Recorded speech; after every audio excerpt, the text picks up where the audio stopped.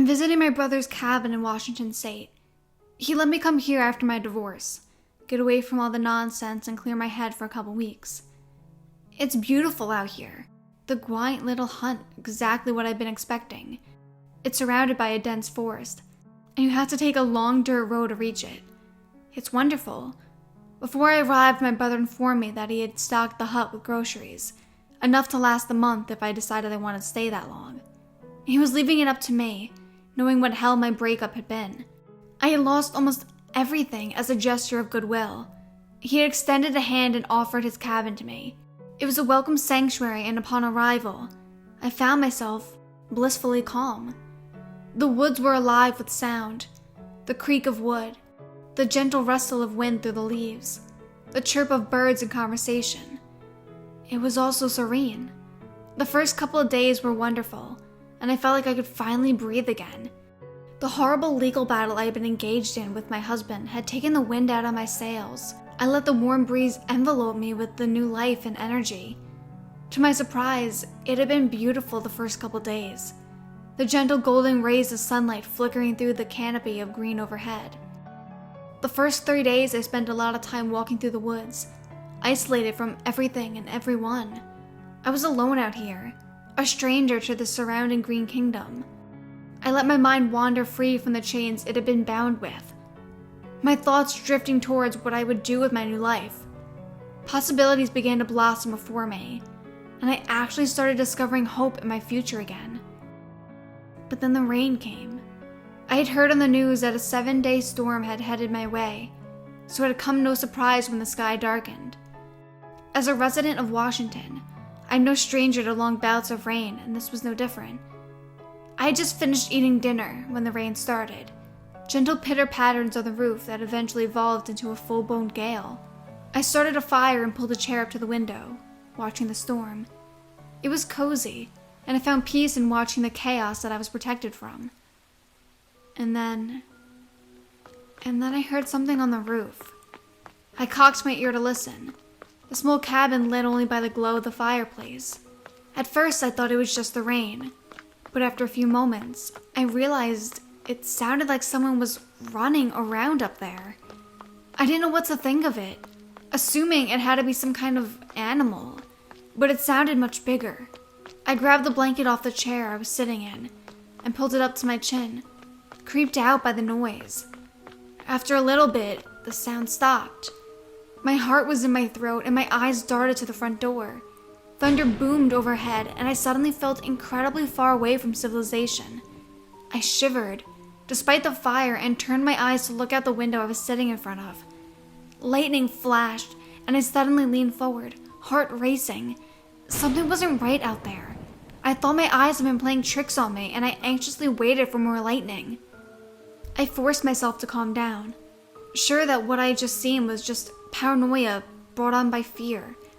The world was illuminated once again by a bright blast of lightning, and my eyes went wide.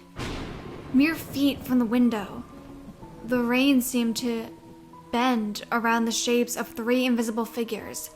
They stood about 6 feet tall, the rain outlining their still forms. I swallowed hard, waiting for another blast of lightning, and when it came, the shapes remained. They were immobile, and I suddenly felt eyes on me, as if they had come from the storm to watch me. I retreated from the window, feeling exposed and afraid, and went and sat on my bed. I was terrified, so shaken by the bizarre forms that I began to have a hard time breathing. I took a few long, deep pulls of air, willing myself to settle down. As my heart rate slowed, I started convincing myself that I had imagined the shapes. Between the rain and the dark, it was easy to mistake shadows and shapes that weren't actually there. Just as I was about to get back up, I heard something walking on the roof again. I gripped the sides of my bed as I listened to the heavy footsteps walk closer and then finally stop directly above my bed. I crawled between my covers and held my breath, eyes wide in panic. What the hell was out there? Another flash of lightning lit the sky, and I glanced at the window. It was right there, its invisible form parting the rain like a curtain. It was watching me. I squeezed my eyes shut and pulled the covers over my head. I heard myself whimpering and slapped a hand over my mouth, What were these things? What did they want? And then the thought slammed into me with the force of locomotive.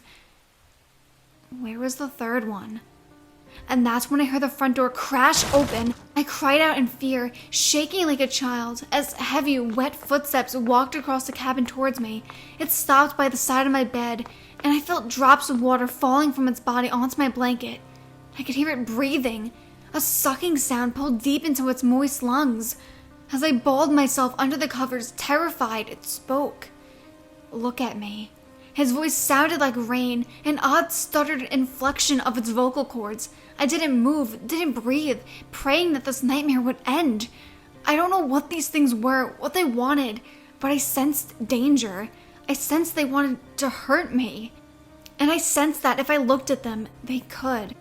I stayed balled up under my blankets and kept my trembling mouth shut. Look at me, it repeated in the same wet voice, his words dribbling from its mouth like running water. Again, I didn't move. I was absolutely paralyzed with fear. I kept my eyes closed and the blanket firmly over me. My stomach churned with terror and my breath was hot in an enclosed space. I don't know how long I waited. Eventually, I heard the thing retreat, slamming the door behind it. Even with it gone, I remained where I was, refusing to move. I listened to the rain crash down above me, the relentless storm never ceasing in its violence. I don't know if I fell asleep or passed out, but the next thing I remember was opening my eyes to a dim gray light. I hesitantly pulled the blanket from me and surveyed the cabin. The fire had died out, and the scene before me was still in the early morning light. The rain still thundered overhead, as sheets of it driven from the dark sky. I slowly got out of bed and went to the window. Please, I muttered, voice cracking.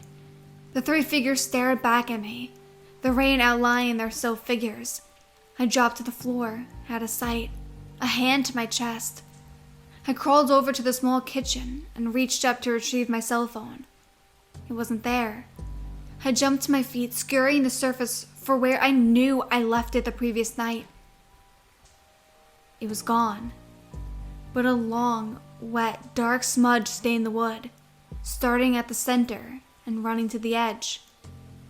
That thing had taken my phone. I was trapped. What do you want from me? I screamed. What the hell do you want from me?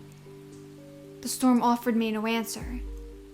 Just leave me alone, I whispered. Just leave me alone, please. It's been 3 weeks. The storm hasn't ceased. I don't know what's happened. Something is seriously wrong. The sky remains a dim gray. The day-night cycle stuck in some horrific limbo. I don't think I'm ever getting out of this cabin. I'm almost out of food, and I wonder how long I can last before starvation drives me outside these walls. They're still there.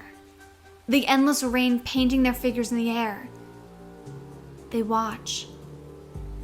Always, they watch. When I hear one of them running across the roof, I sprint to my bed and bury myself under the covers.